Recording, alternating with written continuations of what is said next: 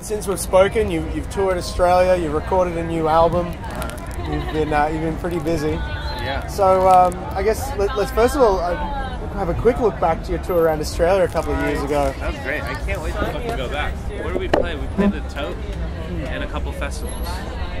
I remember I saw you at Pete's Ridge Festival. Pete's Ridge. Around New Year's. I was a 2-piece then. Yeah, I want to get back over there. I was just talking to the guys I work with out there. Working with some new other guys for helping me get out on the road over there. So. Come on. Well, we hope to see you back there. You got a new album to promote. Yep. You released the single "Family" last month. Yep. The reception's been great. When I googled your name, it's all that came up. So Cool. that must be a good sign. I guess so. Hope so. What has the reception been so far from your end? I mean, people like it. I mean, we did a crazy video. My friend Nick and I, and Nick Walker had a bizarre idea to do this video, so I think I get more reception from the video than the track. Yeah. But I don't know. It's probably because there's just tits and motorcycles or something. There's a bit of ZZ Top in there. It's great. Yeah, there's a sort of pseudo like 72. I don't know. B movie vibe. It's very, very fun and a great song. And when it comes to the live set now, have you incorporated more people in? Yeah, it's a 4-piece now. We have a bass player,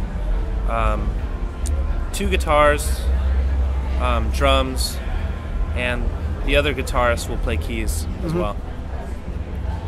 Is that a harder thing to make happen on a day-to-day basis? More. I mean, it's just different. It's it's just a lot different. There's just more people to fucking wrangle up in the morning or whatever. More gear on stage. Just a lot of variables that you don't really take into consideration when you're playing as a 2-piece. Also, like if someone's slipping out of time, you can really feel it. But when it's 2 people, it's a little bit more forgiving. Did any of them work on the record with you? No one who's playing live played on the record. But because the record kind of Dan and I made it. We used Patrick Keeler for the drums, and then kind of like added in people as we saw fit while in Nashville. Dan really wanted Keeler to play the drums because he knew we all kind of get along, and he has a very unique kind of sensibility when it comes to drums. So, and he's and Dan played on the record, so kind of like we all just played. You don't really need a ton of people. It's always a horrible question, but how do you feel that things have changed for you musically between records? Is it I mean, it's a lot. A lot has changed actually for me in terms of writing and playing. The first record was, recorded alone, pretty much, and overdubbed. So when you're writing a song like that, the kind of dynamics that you get from a live track or a live performance, it's hard to recreate when you're overdubbing it. So a lot of the things that happen naturally with this new record kind of just existed as we were kind of working through the songs. I would show the guys my song or something, and then we'd kind of work out all the parts. And I knew I wanted to be able to play it live, so that kind of was also taken into consideration.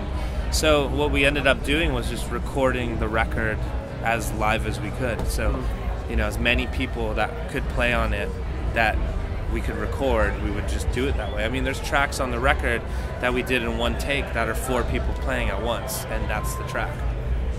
So there's that kind of thing is much different than my last record. But very true to the sound of the music you're playing as well. I mean, yeah, and I think there's just just a natural growth that I've gained through touring as long as I've been touring, between the time I recorded that last music and then now. You know, that old, well, my last record to me is old because I recorded it almost 4 years ago. So when I look at, and then since then I've, you know, I play music, you know, every, probably like 3/4 of the entire year I'm on the road playing, you know? And so I'm always messing with songs and kind of like, you know, you just get better, you just progress, you know?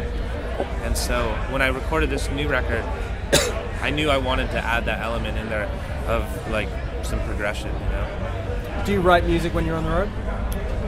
And there's just really no time. I mean, you can't really in the van, and then you can't really at sound check. So it's really tough. I mean, I squeezed in that, I wrote that record kind of in the 2 weeks break that I had before I had to go record the album. You know, and then I wrote the, you know, I wrote a few more tracks in the studio. I mean, there's tracks on that record that I wrote in the room, you know, 15 minutes before we recorded it. Wow. So, and that was the kind of thing that working with Dan was also kind of, it made sense for me because that he would record that way and work that way, you know. It wasn't too painstaking. You know, we weren't like really, I don't know, like slaving away at songs. With the interview bands in the past have said some of the best material they've done has been the ones that they've just put together in 15 minutes. Yeah, the first thing that came to the mind and not obsessed over. That's true, 100%. You know, anytime we got stuck on a song, it just didn't feel right. So we just like scrapped it. Keeps it moving forward. Yeah, it's like, you know, like musicians or artists in general can just dwell on, or at least me, I can obsess over one part that I think is really cool. Yeah. But then you realize the rest of it isn't that cool. So, you know what I mean? You're just going to waste your time. It's like a dead-end wall. Well, I can't wait to listen to the new record in full. I love the single, and can't wait to hopefully see you back down in Australia before the end of the year. I think so. I'm definitely on the daily pushing for that to happen. Well, best of luck, and thanks for talking to us today. Yep, thanks.